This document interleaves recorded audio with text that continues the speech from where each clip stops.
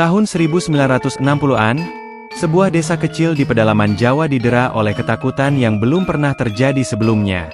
Malam-malam yang seharusnya tenang berubah menjadi momok bagi para penduduknya. Orang-orang mulai meninggal secara misterius. Anehnya, semua korban ditemukan telah menghembuskan nafas terakhir mereka di atas ranjang. Rumor segera menyebar dari mulut ke mulut. Ada yang mengatakan mereka melihat 4 sosok gaib berwujud manusia membawa keranda jenazah. Mereka berkeliling desa setiap malam, mengukur tubuh orang-orang yang tertidur di ranjang mereka. Siapa yang diukur? Esok harinya pasti ditemukan meninggal tanpa sebab yang jelas. Di tengah kepanikan itu, petani-petani juga menghadapi bencana lain. Tanaman mereka dirusak oleh hama yang tidak pernah mereka lihat sebelumnya. Padi membusuk sebelum bisa dipanen. Buah-buahan rontok dari pohon bahkan sebelum matang. Seolah-olah desa ini telah dikutuk oleh kekuatan tak kasat mata. Panik mulai melanda, dan masyarakat pun mulai mencari cara untuk menghindari kematian yang tiba-tiba itu. Seorang tetua desa akhirnya mengusulkan solusi aneh tapi masuk akal. Jangan tidur di atas ranjang. Sejak malam itu, orang-orang mulai tidur di lantai beralaskan tikar. Namun, mereka tidak tahu bahwa teror baru saja dimulai. Awalnya, keputusan untuk tidur di lantai terasa janggal, terutama bagi para keluarga kaya yang terbiasa tidur di ranjang empuk. Namun, ketika seorang pemuda bernama Wiro, yang masih nekat tidur di ranjang, ditemukan meninggal dengan wajah pucat dan mata terbuka lebar, ketakutan benar-benar merasuk ke dalam jiwa penduduk desa. Aku melihat mereka. Itulah kata terakhir yang terdengar dari mulut Wiro sebelum akhirnya menghembuskan nafas terakhirnya.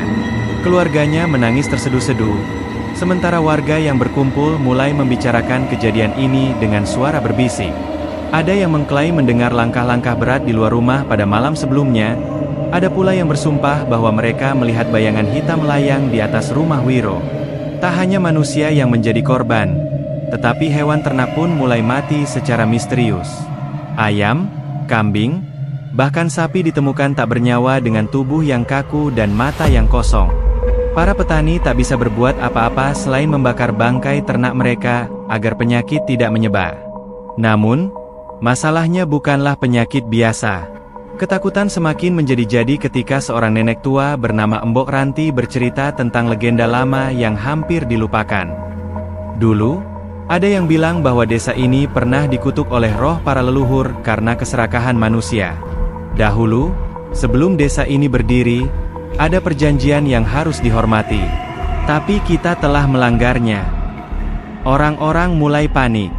Jika ini adalah kutukan, maka bagaimana cara mengatasinya? Beberapa warga memilih untuk meninggalkan desa, namun sebagian besar tak punya pilihan selain bertahan. Malam hari menjadi waktu yang paling ditakuti. Mereka yang tetap tinggal di desa memutuskan untuk membuat aturan baru. Tidak ada yang boleh tidur sendirian, dan mereka harus memastikan tidak ada yang tertidur di atas ranjang. Namun, meski sudah tidur di lantai, beberapa warga tetap mengalami mimpi buruk. Mereka bermimpi melihat 4 makhluk tinggi berbaju hitam berjalan membawa keranda, menelusuri jalanan desa dengan langkah yang menyeret. Dalam mimpi itu, para makhluk tersebut tidak berbicara, hanya berdiri diam di depan rumah seseorang, mengukur sesuatu dengan gerakan tangan mereka yang panjang dan kurus. Ketika pagi menjelang, orang yang rumahnya didatangi dalam mimpi itu ditemukan meninggal dunia. Hal ini semakin menguatkan ketakutan bahwa ada sesuatu yang tidak beres dengan desa mereka.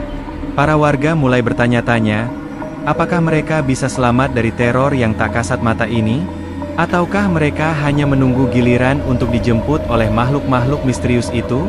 Beberapa warga mencoba mencari jawaban dengan mendatangi seorang dukun tua yang tinggal di pinggiran desa. Dukun itu, yang dikenal sebagai Mbah Suro, sudah lama mengasingkan diri dan jarang berinteraksi dengan penduduk desa. Namun, ketika mereka menceritakan kejadian yang sedang terjadi, wajahnya berubah pucat. Ini bukan sekadar roh biasa. Ini adalah hukuman. Mbah Suro kemudian memberikan peringatan kepada mereka. Ada sesuatu yang harus kalian ingat. Tidak ada satupun kejadian di dunia ini yang terjadi tanpa sebab. Apa yang kalian alami saat ini adalah konsekuensi dari sesuatu yang dilakukan di masa lalu. Jika kalian ingin menghentikan ini, Kalian harus menemukan akar permasalahannya. Penduduk desa kebingungan. Apa yang dimaksud Mbah Suro? Apa yang telah mereka atau leluhur mereka lakukan sehingga bencana ini menimpa desa mereka? Tidak ada jawaban yang pasti. Hanya ketakutan yang semakin menebal di setiap sudut desa. Sementara itu, malam kembali tiba, dan dengan itu, suara langkah berat pun terdengar lagi di kejauhan.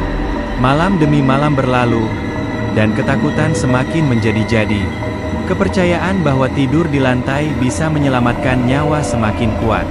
Namun, tak semua orang percaya pada mitos ini. Beberapa penduduk yang keras kepala tetap tidur di ranjang mereka. Salah satunya adalah Pak Dirman, seorang petani tua yang tidak percaya tahayul. Mana mungkin makhluk gaib bisa membunuh orang hanya karena tidur di ranjang, katanya kepada tetangganya. Malam itu, ia tidur di ranjang seperti biasa. Keesokan harinya, istrinya menemukannya tak bernyawa. Tubuhnya dingin seperti es, dengan mata yang masih terbuka seolah melihat sesuatu yang mengerikan sebelum meninggal. Kematian Pak Dirman menjadi pukulan telak bagi warga desa. Kini, mereka benar-benar percaya bahwa ada kekuatan jahat yang sedang mengincar mereka. Semakin banyak orang meninggalkan ranjang mereka dan memilih tidur di lantai. Namun, yang mengerikan adalah, meskipun mereka merasa lebih aman, suara langkah berat dan bayangan 4 makhluk gaib yang membawa keranda masih sering terdengar di tengah malam. Beberapa saksi mata mulai melaporkan kejadian aneh lainnya. Ada yang mengatakan melihat sosok berkerudung hitam berdiri di ujung jalan, menatap langsung ke arah rumah-rumah penduduk.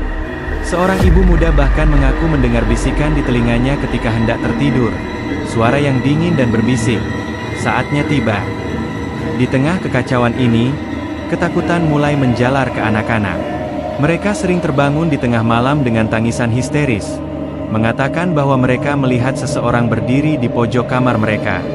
Namun, setiap kali orang tua mereka menyalakan lampu, tidak ada siapapun di sana. Seorang lelaki bernama Darto yang bekerja sebagai penjaga malam desa mengalami kejadian paling mengerikan. Suatu malam, ia melihat sesuatu bergerak di antara bayang-bayang pepohonan di pinggiran desa. Dengan hati-hati, ia mendekat, berpikir itu mungkin hewan liar. Namun, begitu sampai di tempat itu, ia melihat 4 sosok tinggi dengan tubuh kurus kering sedang mengangkat keranda. Mereka berjalan tanpa suara, seolah-olah mengambang di atas tanah. Darto membeku, tidak bisa bergerak. Dan seketika itu pula keempat makhluk itu menoleh ke arahnya. Mata mereka hitam pekat tanpa bola mata. Dengan satu lirikan saja, tubuh Darto langsung kaku. Esok paginya, ia ditemukan tergeletak di tanah dengan wajah membiru dan napas terakhir sudah lama berlalu. Warga desa semakin putus asa. Mereka mencoba berbagai cara untuk melawan teror ini. Beberapa memanggil dukun dari desa lain untuk melakukan ritual perlindungan. Asap kemenyan memenuhi udara desa malam itu, mantra-mantra dilantunkan, tetapi ketika fajar menyingsing, seorang pemuda bernama Samin ditemukan tak bernyawa, tubuhnya tergeletak di halaman rumahnya dengan bekas jejak kaki di sekeliling tubuhnya. Tak ada yang tahu pasti sampai kapan teror ini akan berakhir. Satu-satunya harapan mereka adalah menemukan asal-usul kutukan ini dan menghentikan kengerian yang terus mengintai mereka setiap malam. Beberapa orang mulai menggali sejarah desa, berharap bisa menemukan petunjuk dari masa lalu yang mungkin menjelaskan bencana ini. Dalam pencarian itu, mereka menemukan cerita lama tentang 4 orang yang pernah dihukum mati karena mencuri hasil panen desa dan mengkhianati kesepakatan dengan leluhur. Rumornya, roh mereka tidak pernah benar-benar pergi, dan mereka kembali untuk menuntut balas. Kini, pertanyaannya adalah, bagaimana cara menghentikan mereka? Mbah Joyo memilih malam Jumat Kliwon untuk melaksanakan ritualnya. Ia mengumpulkan beberapa sesepuh desa di halaman rumahnya, menyalakan dupa, dan mulai merapalkan mantra dalam bahasa yang tidak dimengerti siapapun. Angin malam bertiup kencang, seakan alam sendiri tidak menyetujui apa yang sedang terjadi. Tiba-tiba, suasana menjadi mencekam. Api dari pelita yang mereka nyalakan berkedip-kedip dengan liar. Dari kejauhan terdengar suara gamelan yang samar, seperti berasal dari tempat yang sangat jauh. Lalu, muncul sesosok bayangan besar di tengah lingkaran yang telah dibuat oleh Mbah Joyo. Makhluk itu berbicara dengan suara yang bergema, seolah berasal dari dimensi lain. Ini adalah hukuman bagi mereka yang melanggar aturan yang sudah ada sejak leluhur mereka. Mereka telah mengusik keseimbangan dan mereka harus membayarnya. Mbah Joyo berusaha bertanya aturan apa yang telah dilanggar. Namun makhluk itu hanya tertawa menggelegar sebelum menghilang dalam kepulan asap hitam. Ritual itu berakhir tanpa jawaban yang pasti, tetapi satu hal yang jelas, pagebluk ini bukanlah kejadian biasa. Setelah ritual itu, situasi di desa semakin mencekam. Para warga mulai mencurigai satu sama lain, takut bahwa ada seseorang yang menjadi penyebab datangnya bencana ini. Beberapa orang menuduh keluarga yang baru pindah ke desa sebagai sumber malapetaka, sementara yang lain percaya bahwa ada warga yang diam-diam telah bersekutu dengan kekuatan gaib. Beberapa tetua desa berkumpul untuk membahas langkah selanjutnya. Mereka merasa bahwa satu-satunya cara untuk menghentikan teror ini adalah dengan menggali lebih dalam mengenai legenda desa mereka. Dalam pencarian itu, mereka menemukan catatan kuno yang tersimpan di rumah kepala desa. Catatan itu menceritakan tentang 4 orang yang dieksekusi ratusan tahun lalu, karena telah mencuri hasil panen desa dan melanggar kesepakatan dengan makhluk penjaga desa. Ternyata, mereka tidak hanya dihukum mati, tetapi juga dikutuk agar tidak pernah menemukan kedamaian. Roh mereka terperangkap di antara dunia manusia dan dunia gaib, dan setiap beberapa dekade, mereka kembali untuk menuntut balas. Dalam catatan itu tertulis bahwa ada satu cara untuk mengusir mereka, sebuah ritual pemurnian yang hanya bisa dilakukan di tengah hutan larangan. Namun, untuk melakukan ritual itu, seseorang harus bersedia menjadi tumbal. Tidak ada yang berani mengajukan diri. Semua orang diam, saling pandang dengan wajah tegang. Jika tidak ada yang bersedia, maka desa ini akan terus dihantui selamanya. Akhirnya, seorang pemuda bernama Satrio, cucu dari Mbah Joyo, maju ke depan. Dengan suara mantap, ia berkata, "Jika ini satu-satunya cara untuk menyelamatkan desa, aku bersedia." Malam itu, Satrio bersama beberapa orang desa pergi menuju hutan larangan. Suasana hutan terasa begitu sunyi, seakan seluruh makhluk di dalamnya sedang menahan napas. Mereka sampai di sebuah batu besar yang diakini sebagai tempat pemujaan kuno.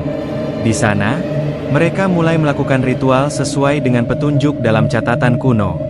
Saat mantra terakhir diucapkan, angin bertiup kencang dan tanah bergetar. Dari dalam kegelapan, terdengar suara tawa yang menyeramkan. 4 sosok tinggi dengan mata hitam lega muncul, mengelilingi Satrio.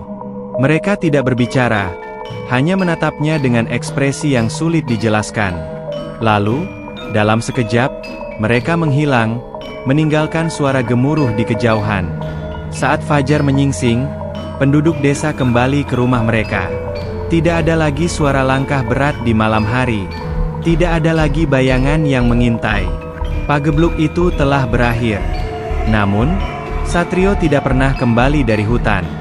Mereka mencarinya selama berhari-hari, tetapi tidak menemukan jejaknya. Bagi penduduk desa, Satrio telah menjadi legenda. Mereka percaya bahwa rohnya kini menjadi penjaga desa, menggantikan 4 makhluk yang telah pergi. Sejak saat itu, tidak ada lagi kejadian aneh di desa mereka. Namun, setiap malam Jumat Kliwon, beberapa orang mengaku masih mendengar suara gamelan yang samar di kejauhan, mengingatkan mereka pada kisah kelam yang pernah menghantui desa mereka. Tak ada yang tahu apakah pagebluk ini akan benar-benar berakhir selamanya. Yang pasti, desa itu kini hidup dalam ketenangan yang penuh dengan kenangan akan pengorbanan besar yang telah dilakukan untuk menyelamatkan mereka. Terima kasih sudah menonton. Jika kalian suka dengan konten ini, jangan lupa untuk subscribe, like, share, dan tinggalkan komentar di bawah.